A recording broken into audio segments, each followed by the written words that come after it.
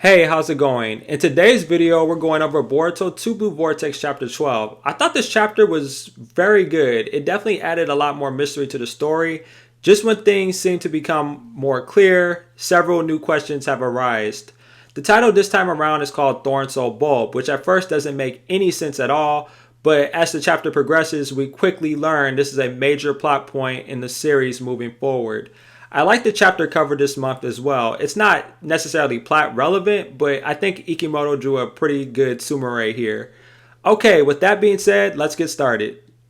So we open up the chapter right where we left off previously, with Boruto arriving to Sarada's location while simultaneously saving Himawari from being devoured by Jura. And this is a pretty cool shot of Boruto in this panel. He's holding Himawari in one arm, his sword is in another, and he's standing in front of Sarada. Seeing him like this really shows how much he's grown as a character, and he's grown in order to protect the people he cares about. Boruto then proceeds to place Himawari down and interestingly enough refers to Konohamaru by his sensei title. Boruto could have done this for a number of reasons. One, it could have just been a form of respect for Konohamaru due to their pre-omnipotence relationship, but I also think this was just a gesture to quickly gain Konohamaru's trust and essentially show that he's not really here to be hostile.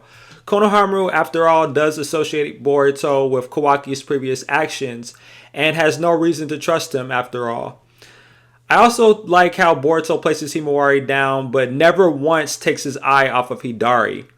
While he's probably used to fighting opponents with claw marks at this point, Hidari is still a wild card to Boruto. And then Hidari proceeds to teleport behind Boruto, getting ready to strike him. So Boruto easily blocks Hidari's attack with his sword, and then he proceeds to use his fingers in a similar gesture to what Sasuke used to do when he would generate lightning through his sword. But in Boruto's case, he generates the wind-style chakra nature and performs a technique called wind-style breakthrough. And I think this is a nice callback to Boruto chapter 66 when Boruto used a similar technique, which in fact was called the wind-style gale palm, to push away Sage Mode Naruto back in the day. As far as I'm concerned, it's the same technique, but against Hidari, we could just say it's a more powerful version. So Boruto succeeds in pushing away Hidari from himself and Sarada. And I want you guys to really pay attention to the panel with Boruto, Sarada, Himawari, and Konohamaru. Let's keep this in mind. Konohamaru is the Hokage's assistant, and Boruto post-omnipotence, in his mind, is the killer of his childhood friend Naruto, the 7th Hokage. As far as Konohamaru should be concerned, Boruto is the enemy too. But if you really look at this panel, you can see a level of comfort in Konohamaru. His guard is completely down when it comes to Boruto. They're actually standing side by side. My interpretation is that a part of him feels instinctually connected to Boruto, although everything in his mind should be contradictory to this. It reminds me of chapter 80 of Boruto part 1 when Sasuke had explained to Boruto that the more time he spent around him, the less he started to question things. We also saw in chapter 7 of 2 Blue Vortex that Mitsuki also experienced an uncanny trust and respect for Boruto, which should have been something that was considered impossible. The Shinju are actually really helping Boruto's case because the more active Boruto is, the more he is gaining his former friend's trust, and I'm all for it. We cut to the next scene where we get to see Kawaki and Delta floating in the sky staring at Jura. Kawaki correctly infers that Boruto used his space-time ninjutsu to teleport him to Team 10's original location where they first encountered the Shinju. The sensory unit proceeds to inform Delta and Kawaki of Team 10's actual current whereabouts as well. Kawaki then proceeds to wonder why Jura is just standing around and not doing anything. This is the first logical question Kawaki has had in part 2 of this series. So we cut back to the previous scene as we get to witness Konohamaru scolding Boruto, asking him what is he plotting, and even going as far as to say that Boruto has some nerve in thinking that nothing's changed due to his reputation. I interpret this as Konohamaru using his logic and reasoning over his instinct because a moment ago, he clearly was trusting of Boruto. His instinct is to trust Boruto, but his programmed mind is telling him not to. Sarada then makes a good point to Konohamaru. If it weren't for Boruto, she would have been killed. Konohamaru is clearly struggling inside, but Sarada's words puts his internal conflict a little bit at ease, and he proceeds to warn Boruto about the claw marks, essentially accepting him as an ally. So we are starting to see a shift between Boruto and Konohamaru's dynamic post-omnipotence, which is a good thing. Boruto then proceeds to tell the sensory unit Shinobi to keep an eye out for the slightest movements of Hidari's chakra.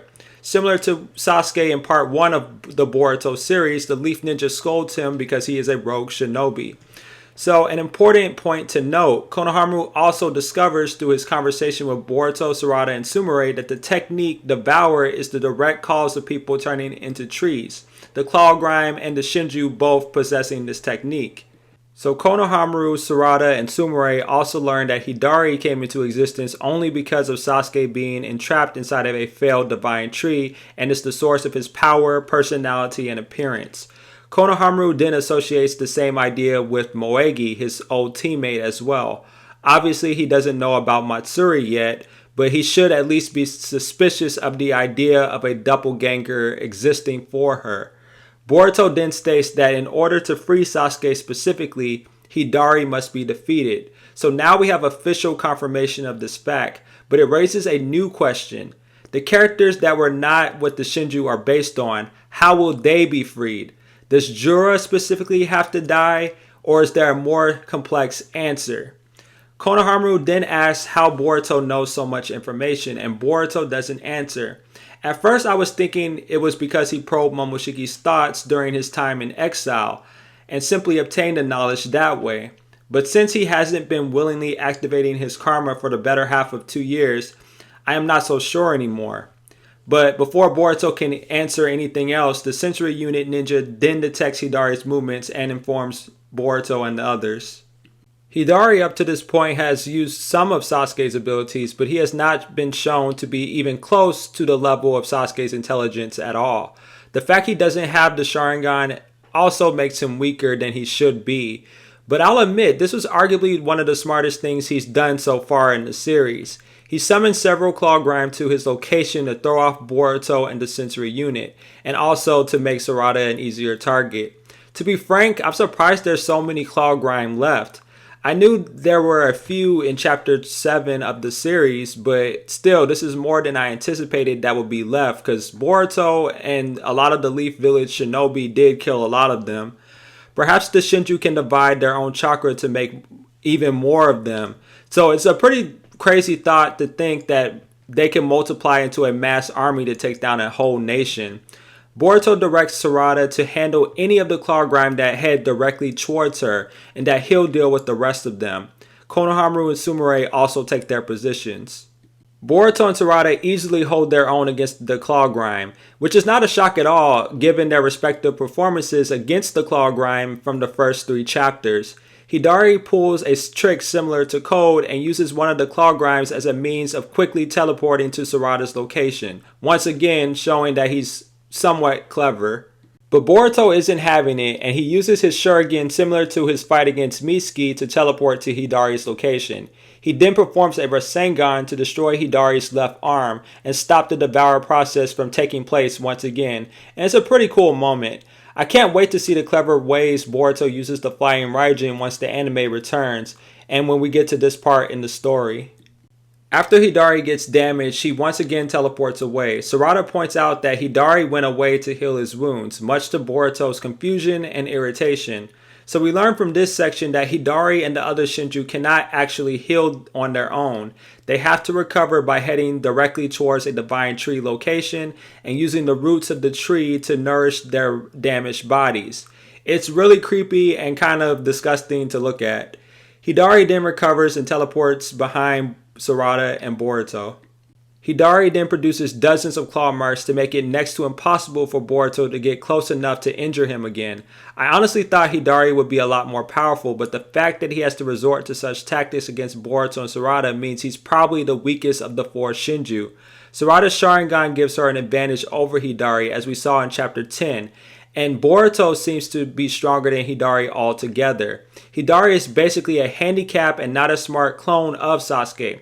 I'm pretty sure Sasuke himself could defeat Hidari as well, given if that scenario was possible. Not because he's necessarily stronger than Hidari, but because only Sasuke can be as good as himself, and Sasuke doesn't have the same handicaps as Hidari does.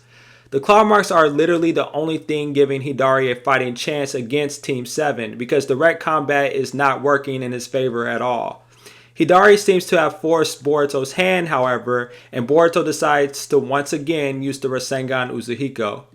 My first thought of hearing Boruto deciding to utilize the Rasengan Uzuhiko once again was one of confusion.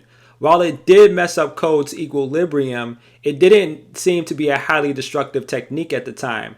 The purpose of the technique originally seemed to be very specific: neutralize the enemy without killing them immediately.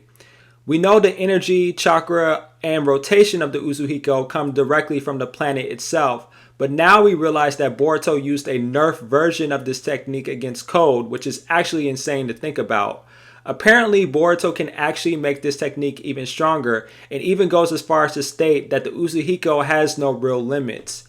It really makes me wonder how Boruto learned such a technique. Was it from Kashin Koji, or was this something he just invented on his own? This is likely the technique Boruto had in mind to also destroy the original Ten Tails before, obviously, the Shinju were created. So this was his original plan if he had made it in time to go to Ishiki's dimension to essentially kill the main Ten Tails body and free his master Sasuke. I figured a technique this powerful would have some sort of weakness, and it actually does. Boruto has to directly gather energy from the planet through his feet and then generate it through his entire body. The longer he does this, the more powerful the Uzuhiko will become. However, he cannot fly during the utilization of this technique. So while this has the potential to become one of the strongest Rasengan, if not the strongest Rasengan of all time, if your opponent trips you up while you're charging this technique, it's all for nothing. It reminds me a lot of Naruto's weakness with gathering nature energy without Kurama's influence when he enters Sage mode. And it also reminds me of the Spirit Bomb from Dragon Ball as well. I think the Spirit Bomb is an even better comparison because while you're gathering that energy from the planet, if somebody trips you up, it's pretty much game over. Boruto then asks Sarada to buy him time to utilize the Uzuhiko, and Konohamaru catches wind of Boruto's request as well. Once again, his instincts overriding his logic, and he prepares to guard Boruto from behind as Hidari is planning to strike him again. Hidari prepares a stream of lightning only to have it blocked impressively by Konohamaru's Rasengan barrier. Konohamaru definitely earned a W in this chapter. Boruto, instead of thanking Konohamaru, scolds him for not protecting Himawari. Konohamaru then says he'll decide his own priority in a sarcastic way, and Boruto is then told by Konohamaru to get his jutsu ready once again, showing Boruto a level of trust. I actually like Konohamaru's Rasengan barrier a lot. I feel like Boruto's Uzuhiko and Konohamaru's Rasengan barrier has what the other lacks: the perfect defense and the perfect offense respectively, both together actually making the perfect jutsu. Just like sensei and student, they complement each other very well. If Boruto were to adopt the barrier inside of his Uzuhiko and leverage that power, then he would be super overpowered already, even more so than he already is. But you get the point. I feel like these two can learn a lot from each other when it comes down to innovating the Rasengan.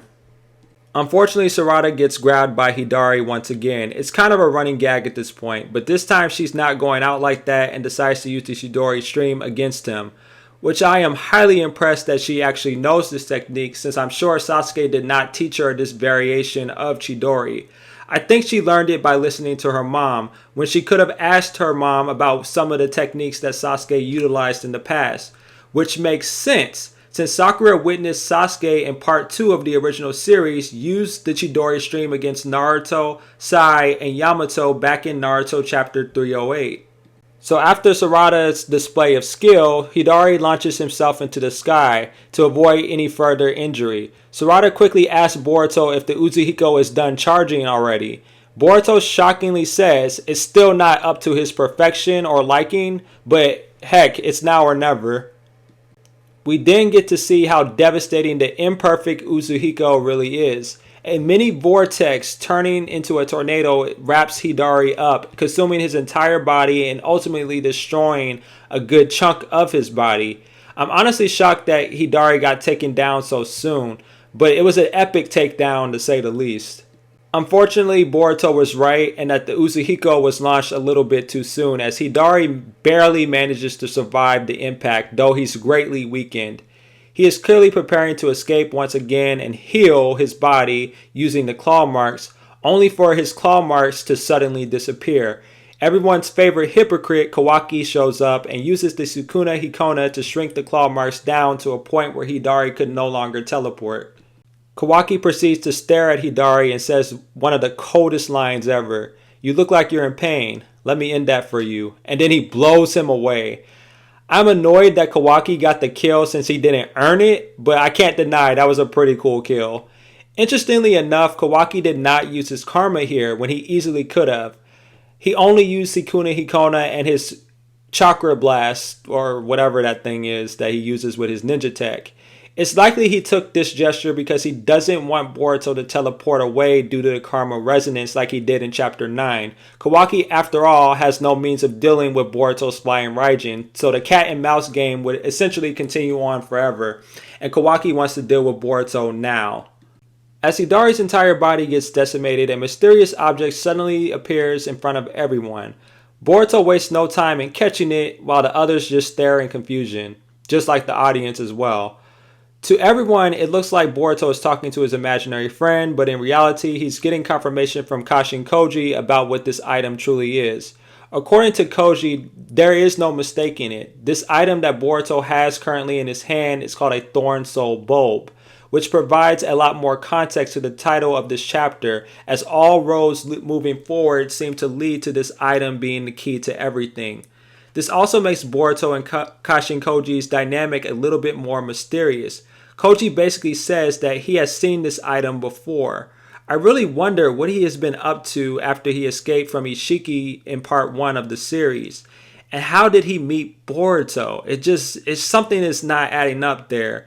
And how does Boruto know so much despite not using his karma for 2 years? Kawaki then ruins the moment by grabbing Boruto despite Boruto being stronger than him and essentially demanding answers on what this item is. Honestly, I wouldn't mind a repeat of chapter 9 and Boruto just one-shotting Kawaki. Boruto then explains to everyone that he was told that this is something that could save Sasuke and essentially free him from his imprisonment. Boruto then warns Kawaki to let go before he cuts off his arm, and honestly, I would have loved to see that. Unfortunately, Boruto gets shot in the chest before anything else happens. Had Kawaki not been a moron and distracted him, he definitely would have dodged this attack. I was honestly not expecting this to happen, and when I read this chapter for the first time, I literally jumped out of my seat. I know Boruto is going to be fine, but it's good every once in a while to see Boruto at moments of weakness. He may be Otsutsuki and quite literally the strongest shinobi in the franchise, but he's not perfect either. I definitely have to make a video talking about Boruto's power scaling in the coming days. Boruto's friends and allies rush to his aid, and Kawaki essentially asks Delta to report what's going on in Jura's location. Jura slightly grunts in disappointment that he didn't hit Boruto's vitals, but the fact that he was able to pinpoint Boruto's location despite being far away is actually pretty disturbing. No one is truly safe from him at this point, and this explains his overconfidence in chapter 4 of Boruto 2 Blue Vortex. Despite Boruto using his flying Raijin, Jura knew that no matter where Boruto ran, Jura would catch him. I also find it interesting that Jura had no problem in killing Boruto. He probably figures Kawaki would be a much easier target since he's not as smart and resourceful as Boruto, but it seems to be even deeper than that.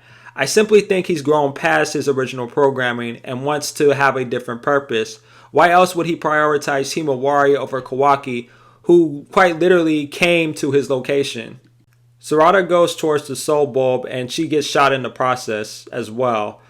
Jura definitely doesn't have clairvoyance like Ada because he lacks the Sharingan, and I suspect that he's seen everything through the soul bulb itself, since that thing also has a Rinnegan eye.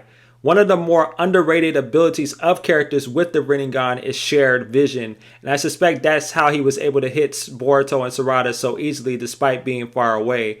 Jura likely knew this would happen in the first place, which is why he stayed in place and observed events as they folded out. Unfortunately, the soul bulb flies off into Jura's location. He may revive Hidari with it. I honestly hope not. I prefer something more interesting to occur with this item. I definitely suspect there's more to the soul bulb than simply freeing the victims of the claw grime. Jura seems to think this knowledge that Boruto obtains makes him extremely dangerous to the point where he wants Kawaki to be the sacrifice over Boruto.